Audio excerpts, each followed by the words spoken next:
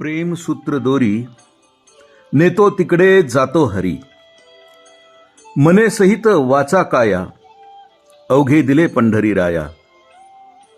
सत्ता सकळ तया हाती माझी कीव काकुळती. तुका म्हणे ठेवी तैसे आम्ही राहो त्याचे इच्छे. ते उत्तर म्हणजे निव्वळ आणि निव्वळ प्रेम आहे.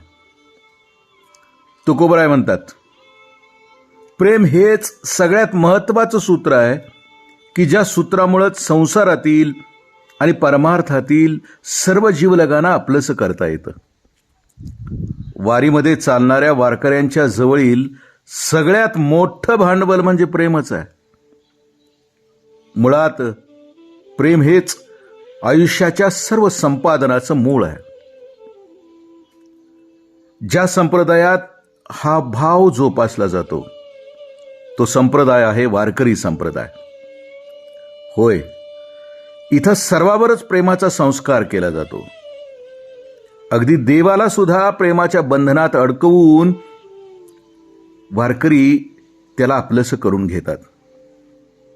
हे देवावर कधी लालन प्रेम करतात, कधी सख्यत्वाचं प्रेम करतात, तर कधी माधुर्य प्रेम करतात. तसं पाहिलं तर देवाला प्रेमाशिवाय दुसरं काहीच लागत नाही, फक्त भाव लागतो. लालन या शब्दाचा अर्थ आहे पालकत्व घेऊन त्याच्यावर प्रेम करणं. याचा अर्थ देवाला आपलं लेकरू समजून त्याच्यावर प्रेम करणं. आमच्या संतांनी कितीतरी गवळणी लिहित असताना त्यामध्ये कृष्ण परमात्म्याला बाळ समजून जे लिहिलंय ते सगळं लालन प्रेमातून केलंय. नाथराय एका गवळणीमध्ये लिहितात, बाळ सगुण गुणाचं तान्ह ग, बाळ दिसतंय गोजीरवाण ग, तुम्ही सांगता गारान ग गोकुळच्या नारी. हे देवावर वात्सल्य प्रेम करतात. वात्सल्य याचा अर्थ देवावर वत्सवत भावानं, देवाचे अपत्य होऊन देवालाच आपला मातापिता समजून प्रेम करणं हवं. आणि तसं पाहिलं तर देवच आपला खरा मातापिता आहे.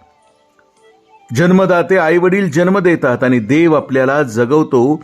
म्हणून तर महाराज एके ठिकाणी म्हणतात, तू माय माऊली सकळ जीवीचा. हे देवावर माधुर्य प्रेम करतात. म्हणजे ते गोपिकांनी केलं होतं ते प्रेम, म्हणून ते असं म्हणतात की श्रीरंगी वाचुनी आणू नेणे. ज्यानी ज्यानी ज्या ज्या प्रकारचं प्रेम केलं त्या सर्वांना तो त्या त्या स्वरूपामध्ये प्राप्त झाला. आणि खरं सांगायचं तर देवाला प्राप्त करायचा सगळ्यात जवळचा मार्ग म्हणजे प्रेमच आहे. प्रेम हेच सूत्र आहे. नव्हे, देवाला आपल्या प्रेमळ बंधात बांधून ठेवायची दोरी म्हणजे प्रेम, की ज्या योगे प्रभूला आपल्याला हवं तिकडं घेऊन जाता येतं. इथं वारीमध्ये देव आपल्या सोबत चालत असल्याची धारणा मनी धरून वारकरी चालत असतात.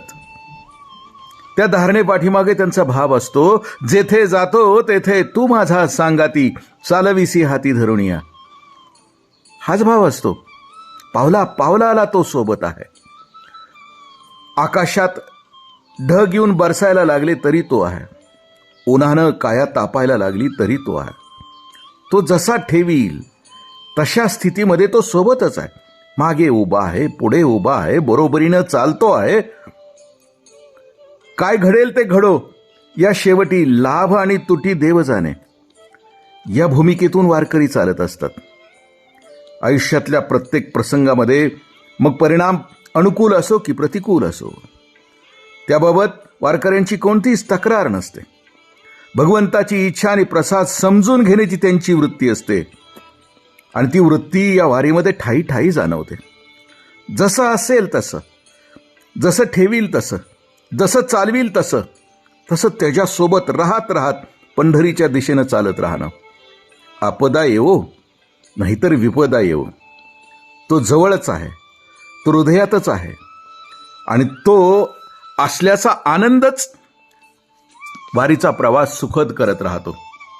मागे उभा मंगेश, पुढे उभा मंगेश, सर्वत्र तोच आहे याची अनुभूती घेत ही वाट सुरू आहे पंढरीच्या दिशेने. जय हो. मंगल हो. राम